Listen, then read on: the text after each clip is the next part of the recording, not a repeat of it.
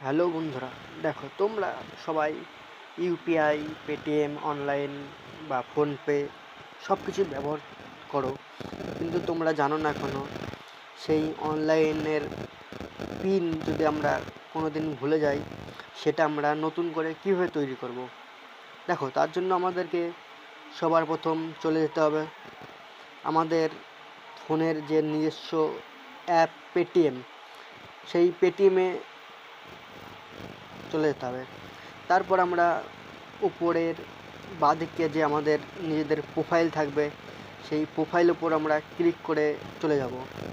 চলে যাওয়ার পর বন্ধুরা স্ক্রল করে এখানে ইউপিআই অ্যান্ড পেমেন্ট সেটিং বলে একটা অপশান থাকবে, সেইখানে আমরা ক্লিক করার পর বন্ধুরা দেখো এখানে আমার দুটো অ্যাকাউন্ট বর্তমানে লগ ইন করা আছে। তো আমরা যেই অ্যাকাউন্টের পিন ভুলে আছি সেই অ্যাকাউন্টে আমরা ক্লিক করব। তারপর বন্ধুরা এখানে দেখো দুটো অপশান আছে।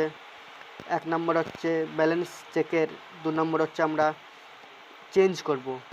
আমরা পিন ভুলে গেছি, আমরা কি করে নতুন পিন দেব, সেইখানে আমরা চলে যাব হচ্ছে চেঞ্জে।